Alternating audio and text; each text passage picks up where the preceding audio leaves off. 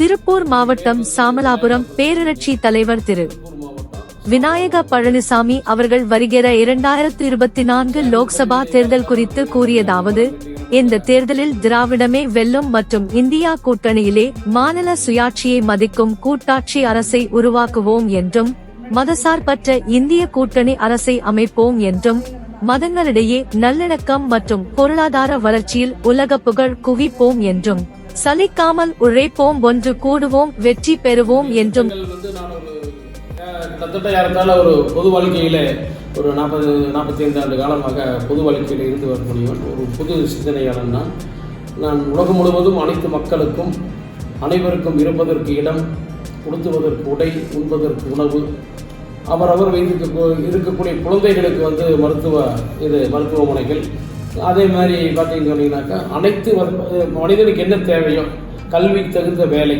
அறிவுக்கு தகுந்த வேலை, அது மாதிரி அனைவருக்கும் அனைத்தும் கிடைக்கணுங்கிறதா நான் சின்ன வயசுலேருந்தே என்னுடைய எண்ணங்கள் அனைத்தும் அந்த மாதிரி தான் இருக்கும். அனைவருக்கும் அனைத்தும் கிடைக்க வேணுங்கிறதா சுருக்கமான கருத்து. அதில் எவ்வளோ பேர் சார் இப்போ இதில் பயனடைஞ்சிருப்பாங்க? கிட்டத்தட்ட ஏறத்தாழ என்னுடைய இதில் பார்த்தீங்கன்னு சொன்னீங்கன்னா, நான் சாதாரணமாக ஆரம்ப காலகட்டத்தில் பார்த்தீங்கன்னு சொன்னீங்கன்னா ஒரு விசைத்தறி தொழிலாளி. அந்த காலகட்டத்தில் பார்த்தீங்கன்னு சொன்னீங்கன்னா அந்த விசைத்தறி என்னை சார்ந்து இருக்கக்கூடிய தொழிலாளிகள் கூட நம்ம என்ன முடியுமோ அந்த மாதிரி உதவிகள் நிறையா செஞ்சுருக்கிறோம்.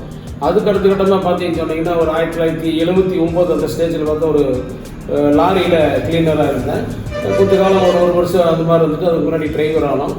அந்த கட்டத்தில் பார்த்தா ஒரு 10 ஆண்டு காலம் டிரைவராக இருந்தோம். அந்த காலகட்டத்திலையும் என்னுடைய சக பணியாளர்களுக்கெல்லாம் நிறைய உதவிகள் செஞ்சுருக்கிறோம். அதுக்கு பின்னாடி பார்த்தீங்கன்னா அப்புறம் சொந்தமாக ஒரு வாகனத்தை வாங்கி கிட்டத்தட்ட தலைவராக வரைக்கும் அந்த இதில் தான் இருந்தோம். அதுக்கிடையில் பார்த்தீங்கன்னா ஒரு சின்ன பிஸ்னஸ் அந்த டிரான்ஸ்போர்ட் பண்ணிட்டு இருக்கிறோம்.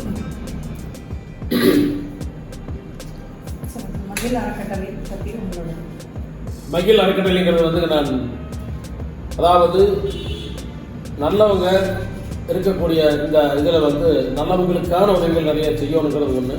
அதே மாதிரி வறுமை கோட்டுக்கு கீழே இருக்கக்கூடிய மக்கள் நிறையா இருக்கிறாங்க. இன்னும் அந்த வறுமை கோட்டுக்கு கீழே இருக்கவங்களுக்கு பார்த்தீங்கன்னா ஏதாவது ஒரு டெத் ஆகிட்டாங்க, அவங்களுக்கு இலவச ஆம்புலன்ஸ் சர்வீஸ் செய்கிறோம்.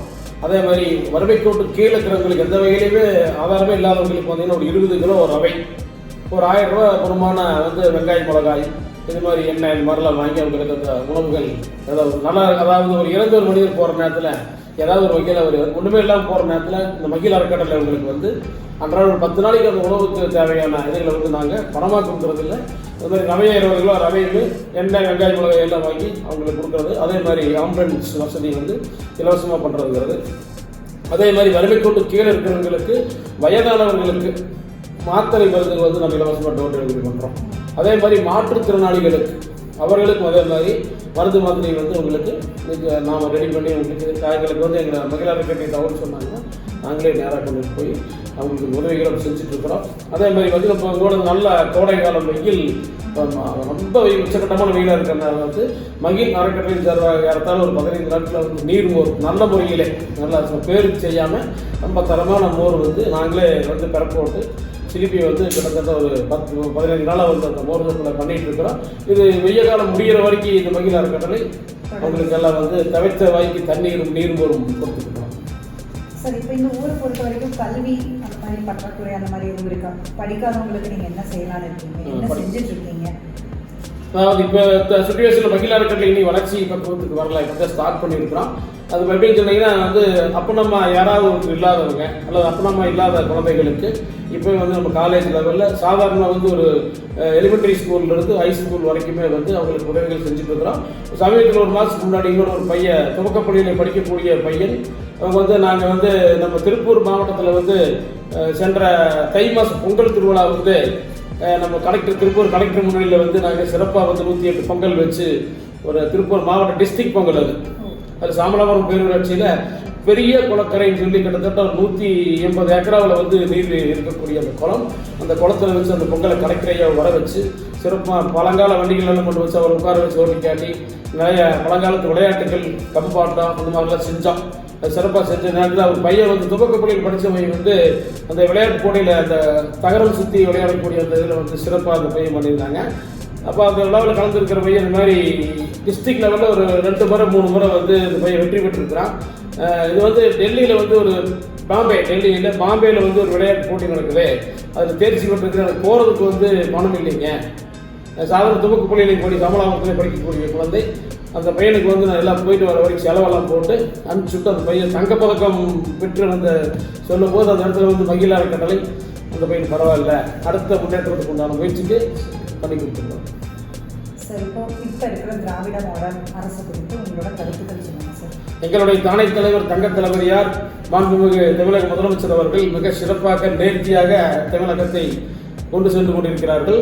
சாதாரண பெண்கள் இடத்துல வந்து மிகப்பெரிய ஒரு நல்ல பெயரை பெற்றிருக்கும் திராவிட மாடல் ஆட்சியிலே மகளிருக்கான உதவித்தொகைங்கிறது மிகப்பெரிய விஷயம், எந்த மாநிலத்திலும் இல்லாத அளவுக்கு சிறப்பாக எங்கள் தலைவர் செஞ்சுருக்காங்க.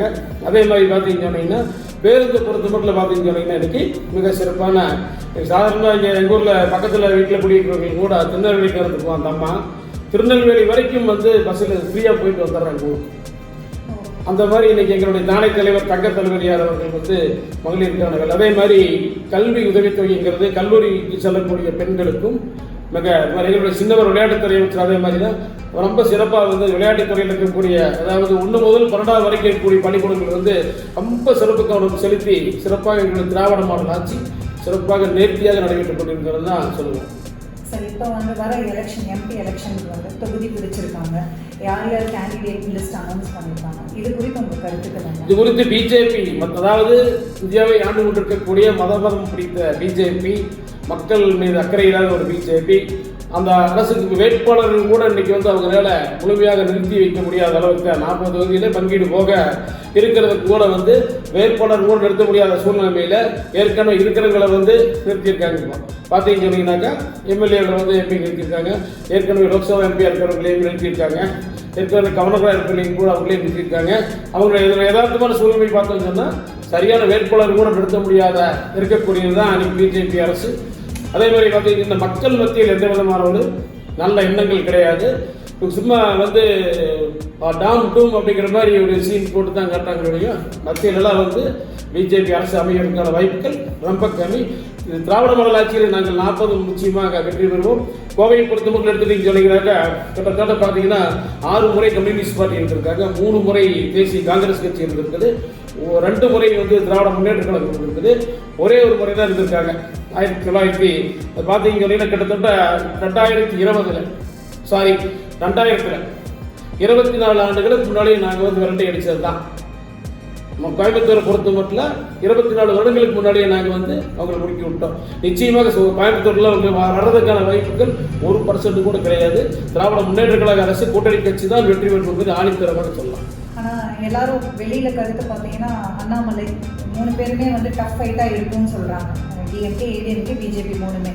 அப்போ அதை வந்து என்ன நீங்கள் எப்படி நினைக்க கொண்டு போவீங்க? அண்ணாமலை என்பது எல்லாமே வந்து எங்களுக்கு வந்து ஊடகங்களும் டிவி சேனல்களும் வந்து நிறைய கார்பரேட் கம்பெனிகள் விரல்விட்டு எண்ணக்கூடிய முதலாளிகள் வந்து இன்னைக்கு விலைக்கு வாங்கிட்டாங்கிறதா யதார்த்தமான உண்மை. அப்போ வீடியோ பார்த்து எந்த டிவி சேனல் பார்த்தோம்னாலும் அண்ணாமலை வந்து இது வந்து கிடையாது, சூப்பர் மோகம் பேரு அவ்வளோதான். அதுக்காக நடக்குதோ இல்லையா? அப்படிப்பட்ட ஒரு கோயம்புத்தூர்ல இருந்து இப்போ ஆணித்தரமா சொல்லுவோம், நீ டெபாசிட் வாங்குறதுக்கு யோசிச்சுதான் சொல்லணும். இதில் வர வேண்டிய விஷயத்துக்கு சொன்னோம்னா அண்ணாமலைங்கிறது டிவி சேனல் எங்கே பார்த்தாலும் அண்ணாமலை சும்மா வந்து பேப்பர்லேயும் சேனல்களையும் வந்து அதாவது விரல்விட்டு எண்ணக்கூடிய முதலாளிகள் கார்பரேட் கம்பெனிகள் தான் அவங்களுக்கு வந்து ஊடகங்களுக்கு சப்போர்ட் பண்ணுறதுனால கொஞ்சம் பெரிய பிரகடனமாக தெரியுது இல்லையோ, அது ஒன்றும் 1 மாதம் கிடையாது. நிச்சயமாக எலெக்ஷன் முடிச்சதுக்கு பின்னாடி வருங்க 40 திராவிட முன்னேற்ற கழகம் நிச்சயமாக கைப்பற்றும் என்பதை தெளிவாக சொல்கிறேன். சரி, இப்போ வந்துட்டு எலெக்ஷன் டேட்டே வந்து ரொம்ப கம்மி டைமில் அனௌன்ஸ் பண்ணியிருக்காங்க, அதை பற்றி நீங்கள் என்ன சொல்லுங்கள்? அதுதான் இந்த அதாவது மத்தியில் ஆளக்கூடிய பிஜேபி அரசு வந்து எந்தெந்த வகையில் நெருக்கடிகளை கொடுத்து அவர்கள் வெல்றதா சூட்சமாக அவங்க ஜெயிக்கிறதுக்கான ஒரு ஏற்பாடுக்குள்ள தான் போகிறாங்க இல்லையா? முதல் இது மாதிரிலாம் கிடையாது. குறிப்பிட்ட நாள் கொடுப்பாங்க, அந்தந்த நாள் அழகாக காய் நகர்த்தி ஒரு பிரச்சாரம் பண்ணுவாங்க. மக்கள் மத்தியிலே ஒரு நல்ல வேட்பாளர் நாங்கள் இப்படி செய்வோம் இப்படி சொல்லுவோம் டைம் கிடைக்கும். மக்கள் மத்தியில் பேஸ் பார்த்து விவரத்தை சொல்லி அவங்க வந்து ஓட்டுகளை சேகரிக்கிறதுக்கான முயற்சிகள் இருக்குது. அவையெல்லாம் இந்த அரசு வந்து தடை செய்கிறது. இப்போ அதனால வந்து நம்ம யாரையுமே போய் பார்த்து ஒரு இது கேட்க முடியாது இல்லைங்களா? ரொம்ப கம்மி டைமில் என்ன பண்ணலாம்னு ஒரு ஐடியா இருக்குது. எங்களுடைய தானை தலைவர் தங்க தலைவர் மு.க. ஸ்டாலின் ஐயா அவர்கள் வந்து அனைத்து அதாவது ஒரு கிளை ஒரு பேரூராட்சின்னு சொன்னால் அந்த பேரூராட்சியில் 15 வார்டு இருக்குன்னு சொன்னால் அதில் 15 வார்டில் வந்து ஒரு 12 வார்டு நாங்கள் திமுக இருக்கிறோம் அப்படின்னு சொன்னால் ஒவ்வொரு வார்டில் இருக்கக்கூடிய அனைவரும் சென்று மக்களை சந்தித்து பேஸ் டு பேஸ் வீட்டு பிரச்சாரம், திண்ணை பிரச்சாரம், நேரடியாக ஒரு முறைக்கு இருமுறை சென்று அவர்களிடத்திலே நாங்கள் செஞ்சிருக்கக்கூடிய சிறப்புகளை சொல்லி மீண்டும் நாங்கள் செய்யக்கூடிய சிறப்புகளை எல்லாம் சொல்லி அவர்களிடத்திலே வந்து ஓட்டுகளை சேகரிக்க வேண்டும் என்று எங்களுக்கெல்லாம் கட்டளை இருக்கின்றார்கள்.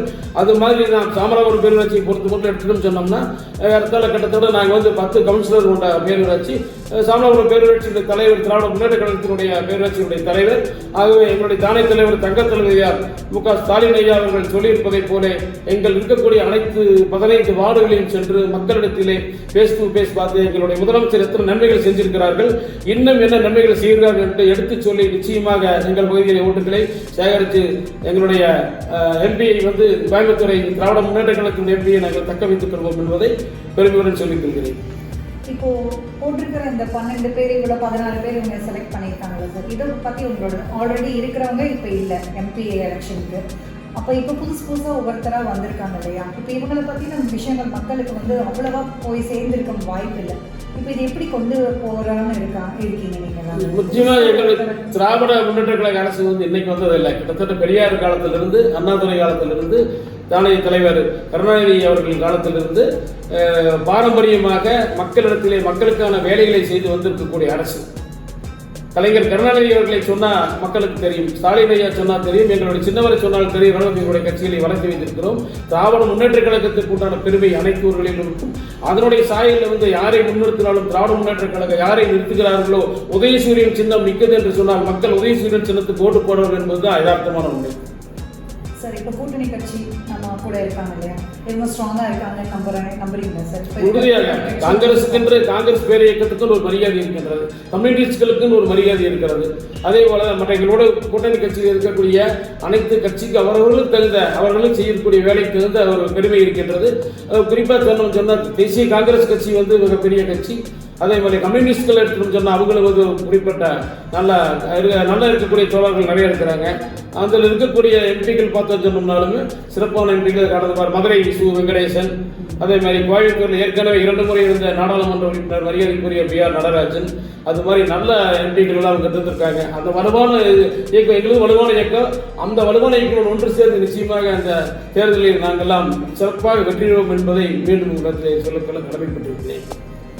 சார், மக்களுக்கும் இப்போ இதுக்கு வரப்போற எலெக்ஷனை பற்றி நீங்கள் என்ன சொல்ல விரும்புறீங்க? மக்களுக்கு கருத்துக்கள் இப்போ என்ன பண்ணணும், என்ன பண்ணலாம், மக்களுக்கு உங்களோட இதை பற்றி மக்களுக்கு சொல்லக்கூடிய ஒரே ஒரு விஷயம் மட்டும் சொல்லுகிறார்.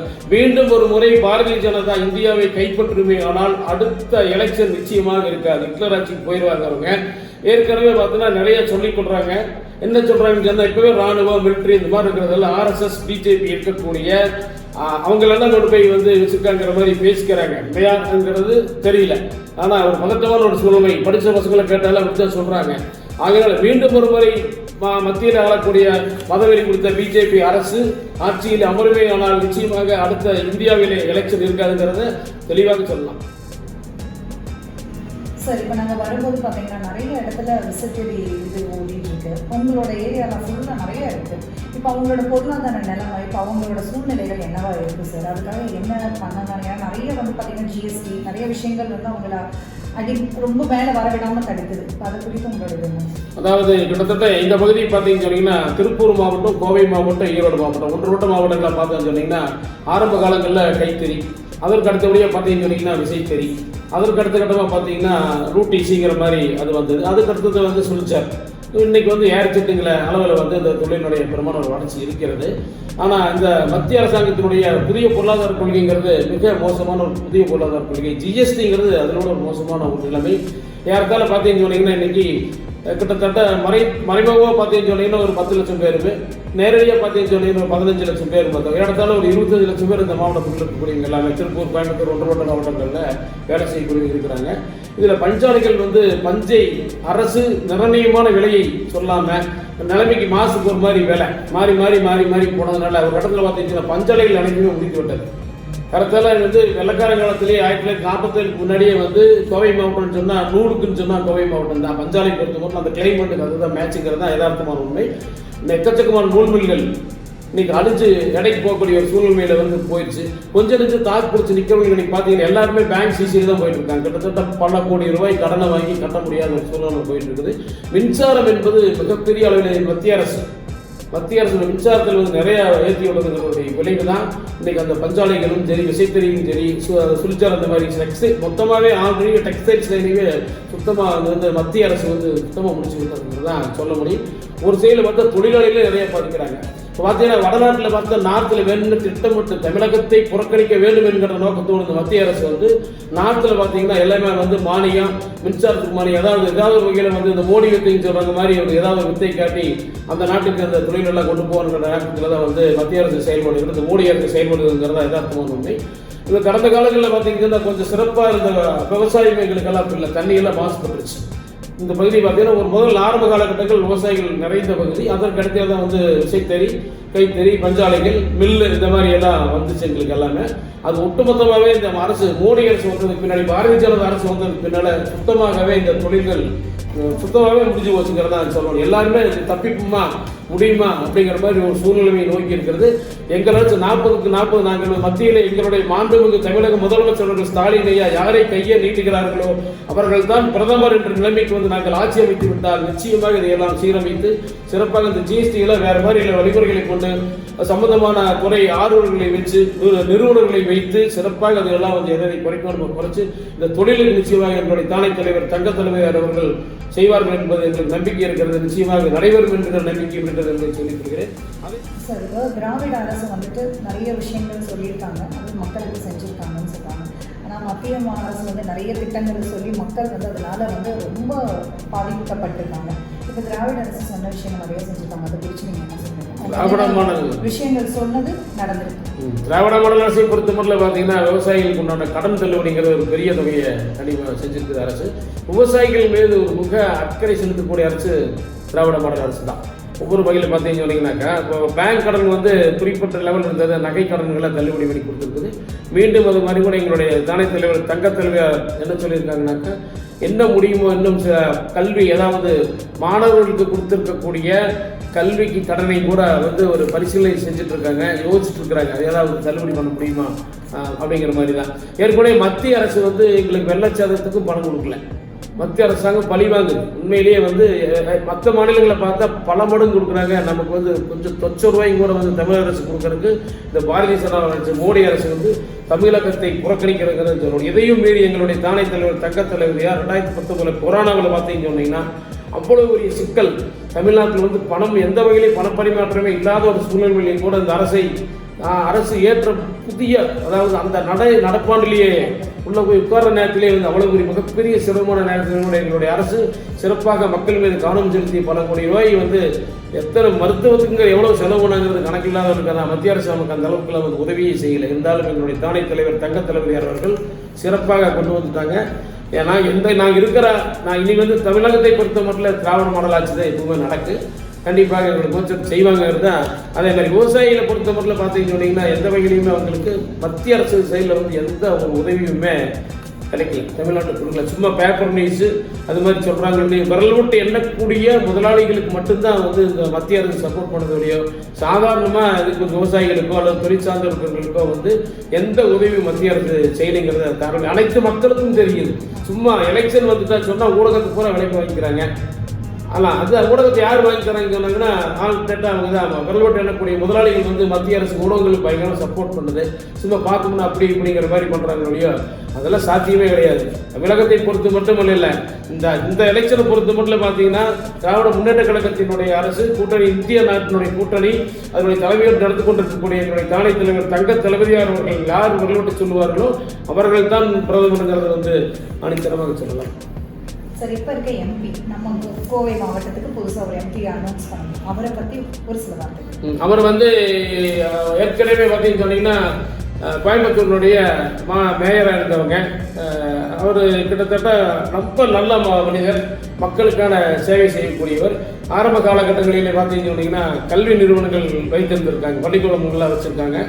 திருப்பி அவர் கடையில் பார்த்து அவர் நல்ல ஒரு முனைவர், எம்ஏ தமிழ் பட்டதாரி அப்படிங்கிற மாதிரி ஒரு நல்ல படிப்பு படிச்சிருக்கிறாங்க. ரொம்ப சாதுவானவர், ரொம்ப பொறுமையானவர், மக்களை ரொம்ப நேசிக்கக்கூடியவங்க தான் பரவலாக கோவை மாவட்டத்தில் இருக்கக்கூடிய யாரை கேட்டீங்கன்னாலுமே அவர் பொறுத்து ராஜ்குமார் பொறுத்து மட்டும் வந்து ரொம்ப சாதாரண எளிமையாக பழகக்கூடியவர் தான் அப்படிங்கிற அடிப்படையில் தான் எல்லா தகவலுமே அது நிச்சயமாக ஒரு எம்பியாக வருவாருங்க. சாதாரணப்பட்ட மக்கள் அவரிடத்துல யாருமே வேணாலும் எளிமையாக போய் அவரிடத்துல அணுகலாம் என்கிற மாதிரி தான் அவர். அதே மாதிரி கோவை மண்ணிலே பிறந்து வளர்ந்தவர். அந்த ஊர் சொந்த ஊரே அவர் வந்து கணவரியை சேர்ந்தவங்க தான். ஆரம்ப காலகட்டத்தில் வந்து கல்வி நிறுவனங்களில் ரொம்ப அக்கறை செலுத்தக்கூடியவங்க. அது அந்த மாதிரி மக்கள் மீது நல்ல அக்கறையோடு நிச்சயமாக அவர் வந்து செய்வாருங்கிறது நாங்கள் ஆணித்தரமாக சொல்லிக்குவோம். இப்போ வெயில் அதிகரிச்சுட்டு வருது, வெயில் காலம் வருது, இப்போ தண்ணீர் பற்றாக்குறை வந்தால் என்ன பண்ணலாம்னு ஒரு முடிவு வச்சிருப்பீங்க? நிச்சயமாக வந்து நீ கேட்க அருமையான கேள்வி இது. நானே சொல்ல நினைச்சேன். அதாவது கிட்டத்தட்ட பார்த்தீங்கன்னு சொன்னீங்கன்னா அத்திக்கடவு தண்ணியை வந்து ட்ரை ஆகிற கண்டிஷனில் தான் இருக்குது. சமீபத்தில் நாங்கள் வந்து ஃபோட்டோலாம் அனுப்பிச்சிருந்தாங்க. எங்களுக்கு மக்களிடத்தில் மிகப்பெரிய ஒரு விழிப்புணர்வை உருவாக்கி இருக்கிறேன். நான் என்னுடைய பஞ்சாயத்தை பொறுத்த மட்டும் நிறைய வந்து எப்பவுமே செய்திகள் அனுப்பிச்சுட்டே இருப்பேன். என்னுடைய வாட்ஸ்அப்பில் வந்து அனைத்து குரூப்புக்குமே அனுப்புவேன். அந்த வகையில் வந்து நல்ல தண்ணியை கொஞ்சம் சிக்கனமாக செலவு பண்ணுங்க, கிணத்தடி நீரை அதிகமாக உபயோகப்படுத்துங்கன்னு சொல்லி எங்களுடைய கிணத்து நீர் கிட்டத்தட்ட எல்லா ஊர்லேயும் பார்த்து 30 கிட்டத்தட்ட ஏற்கால 30 கிணறு வச்சிருக்கிறோம். எல்லா கிணத்துல வந்து நல்ல தண்ணி வந்து சப்பத்தண்ணி இந்த மாதிரில இருக்கிற கொஞ்சம் கிளை இருக்கிறத அதை அதிகமாக கொடுக்குறோம். நல்ல தண்ணிங்கிறது வந்து அத்திக்கடவு தண்ணி பொறுத்த மட்டும் கொஞ்சம் சிக்கனமாக செலவு பண்ணுன்னு சொல்லியிருக்காங்க. நிச்சயமாக ஆண்டவன் அருளால் வந்து மழை பெய்துவிடும், நீர்நிலைகள் சரியாகிவிடுங்கிறத பெரியவங்களும் சொல்கிறாங்க. காலையில் பெரியவங்க அதாவது அந்த மாரியத்தை முடிக்கிற மழை பெய்ஞ்சிடு அந்த அத்திக்கடவு தண்ணி வந்து ஒன்றும் பிரச்சனை இருக்காது. இது வரைக்கும் வந்து கடந்த காலங்கள் இந்த அளவுக்கு வந்து குறைச்சின்னு வந்து எல்லா பெரியவங்களும் சொல்கிறாங்க. இந்த அளவுக்கு வந்து ட்ரை ஆனது இல்லை, இப்போ கொஞ்சம் ட்ரை ஆகிருக்குது. இருந்தாலும் எங்கள் பஞ்சாயத்தை பொறுத்து திராவிட முன்னேற்ற கழக அரசை பொறுத்து மட்டும் ஏதாவது ஒரு வகையிலே மக்களுக்கு தண்ணீர் பிரச்சனை, குடிக்கக்கூடிய தண்ணீர் பிரச்சனை வராமல் பார்த்து கொள்ளக்கூடிய அளவுக்கு எங்களிடத்தில் தைரியம் இருக்கிறது. நிச்சயமாக அதை மக்களுக்கு உண்டான தண்ணீர் தேவையை நிச்சயமாக பூர்த்தி செய்வோம் என்பதை தெரிவித்துக் கொள்கிறேன். அதே போல பார்த்தீங்கன்னா எங்களுடைய இந்திய கூட்டணியிலே மாநில சுயாட்சியை மதிக்கும் கூட்டாட்சி அரசை உருவாக்குவோம், மதச்சார்பற்ற இந்திய கூட்டணி அரசை அமைப்போம், மதங்களுக்கு இடையே நல்லிணக்கம் போடுவோம், அதே போல மனித உரிமைகளை காப்போம், சமூக நீதியை போற்றுவோம், சமத்துவம் வளர்ப்போம், தொழில் வளம் பெருக்குவோம், பொருளாதார வளர்ச்சியை உலக புகழ் குவிப்போம், ஜனநாயகம் தலைத்தோங்க சலிக்காமல் உழைப்போம், ஒன்றுபடுவோம், வெற்றி காண்போம் என்பதை சொல்லி எங்களுடைய தானை தலைவர் தங்க தலைவர் அவர்கள் கையை யாரை நீட்டுகிறார்கள் அவர்தான் பிரதமர் என்ற நிலைமைக்கு நாங்கள் திராவிட முன்னேற்ற கழகம் நாங்கள் வளர்ந்திருக்கிறோம். சிறப்பாக மக்களுக்கான வேலைகளை செய்வோம் என்பதை உங்களிடத்திலே கூறிக்கொள்ள கடமைப்பட்டிருக்கிறேன். வணக்கம்.